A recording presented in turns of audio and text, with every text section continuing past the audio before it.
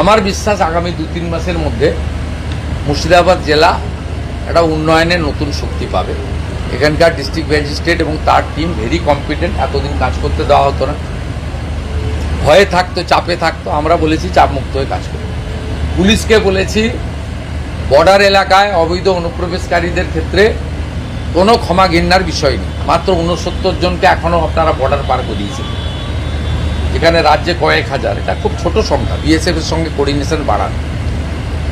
এত যে সামাজিক অবক্ষয় ঘটছে, এর পিছনে ড্রাগ, অবৈধ মদের দোকান, নারকোটিক্স বাংলাদেশ থেকে বর্ডারে আসছে যাচ্ছে।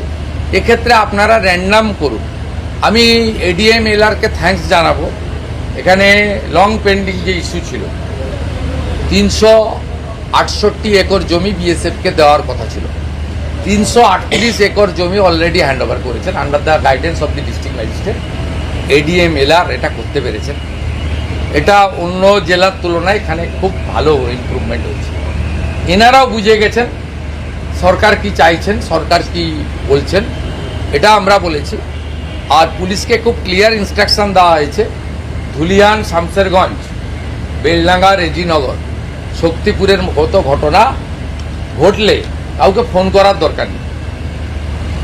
আপনার ভারতীয় ন্যায় সংহিতাতে যা বলা আছে, আপনার অশোক স্তম্ভ, আপনি যে ট্রেনিং নিয়ে এসছেন, আপনি যে শৃঙ্খলিত বাহিনীর ট্রেনিং নিয়ে এসছেন, সেই অনুযায়ী ডু ইট নাও। 2 মাসের সরকারে কি হিন্দু কি মুসলমান সবাই ভালো আছেন তো? আরো ভালো থাকবেন। 6-8 মাস আরো দিন একটু টাইম লাগবে। আর নারী শিশু কন্যাদের উপর অত্যাচার এ ব্যাধিতে পরিণত হয়েছে। এ ব্যাধিকে কি করে মুক্ত করতে হয় আপনাদের বন্ধু শুভেন্দু জানে। ভরসা রাখুন।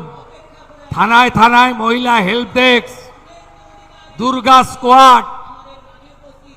আপনারা বারুইপুরে পুলিশের ভূমিকা, পুলিশ মন্ত্রীর ভূমিকা দেখেছেন, আরো দেখতে পাবেন। আজকেই বলে গেছি, যত পুরনো কেস আছে, নারী নির্যাতন, ধর্ষণ, শ্লীলতাহানি, সব কেস বের করুন।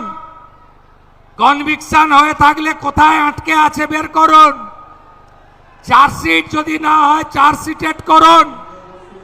এফআইআর যদি না হয় এফআইআর করুন। যদি শিশুকন্যা হয় পস্কো লাগান। ছাড়া হবে না কাউকে। আমি কথা দিয়ে গেলাম, আমার মা দুর্গারা, আমার বোনেরা, স্বামী বিবেকানন্দের মাটি, মা শারদামণির মাটি, এই মাটিতে আপনারা যে বিরাট প্রত্যাশা নিয়ে মোদিজির আশীর্বাদ ধন্য এই সরকার করেছে, আপনাদের বন্ধু শুভেন্দু আপনাদের সাথে আছে। সবটা ব্যবস্থাটাকে নিয়ন্ত্রণ করতে এত পচন, এত ভাইস, এত সামাজিক দূষণ, এত বেআইনি নেশার জায়গা, এত পলিউটেড করে রেখে গেছে আগের মুখ্যমন্ত্রীর নেতৃত্বে তৃণমূলের সরকার। একটু আমাকে সময় দিন, সহযোগিতা করুন, করে